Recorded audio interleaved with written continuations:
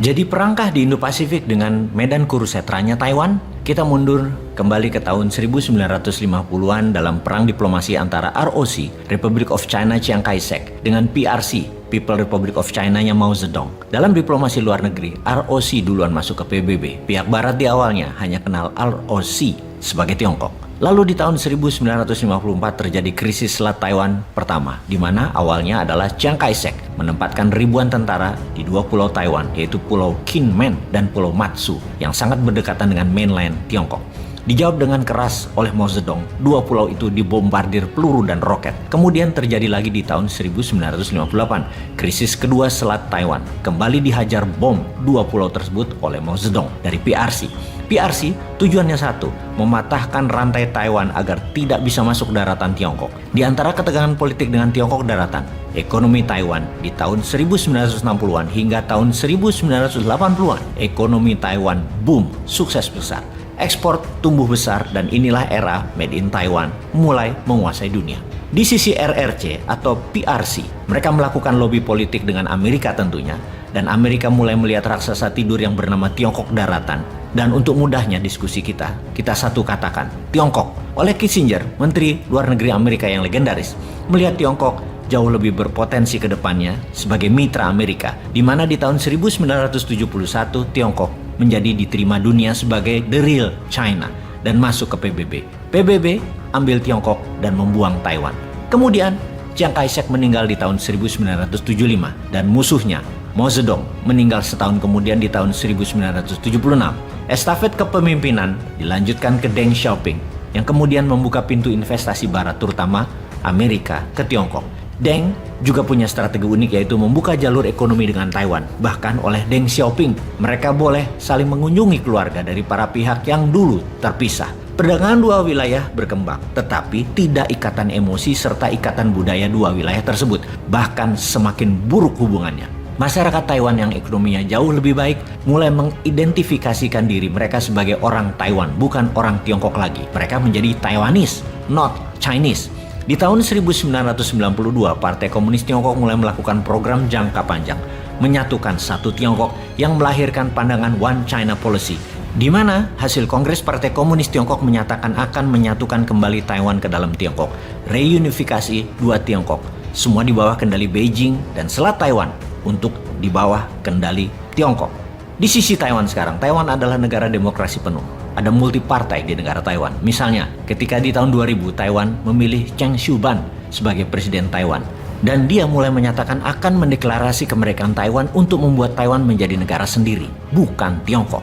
Tiongkok tidak siap dengan langkah Taiwan waktu itu dan mulai membuat konsensus baru. Hukum aturan baru yang direspon di tahun 2005, yaitu sebuah aturan bahwa Tiongkok bisa melakukan serangan dengan kekuatan militer untuk mengambil balik Taiwan. Ketegangan politik terhadap Tiongkok di Taiwan memuncak di tahun 2014 dengan demo gerakan mahasiswa bernama Sunflower Movement. Taiwan harus merdeka dan Taiwan bukan Tiongkok. Pada saat itu setahun sebelumnya, 2013, Xi Jinping jadi pemimpin tertinggi Tiongkok yang melihat Sunflower Movement adalah ancaman One China Policy, mulai memfokuskan reunifikasi Taiwan dalam satu Tiongkok.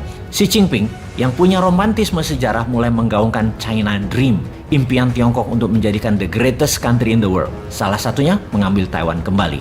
Diawali dengan model Hong Kong, One Country, Two System. Melakukan diplomasi ke Taiwan, diawali dengan diplomasi penyatuan Taiwan ke Tiongkok, One Country, Two System. Namun ide ini ditolak mentah-mentah oleh Presiden Taiwan sekarang, Tsai Ing-wen, tetap menyatakan Taiwan negara demokrasi. Dalam jabatan pertamanya di tahun 2016 yang kemudian terpilih kembali di tahun 2020, Tsai Ing-wen tetap tegas, Taiwan negara demokrasi. Taiwan yang memiliki kedaulatan penuh, punya bendera negara, punya mata uang negara, punya GDP per kapita $33.000 per tahunnya atau 2 kali dari Tiongkok, punya harga diri yang besar, punya nation pride dan nation dignity. Taiwan adalah negara cheap superpower, namun secara politik hanya 14 negara di dunia ini yang mengakui Taiwan. Negara yang mengakui Taiwan hanya negara-negara kecil seperti Vatican City, Belize, Haiti, Guatemala, Honduras, Paraguay, Tuvalu, Nauru.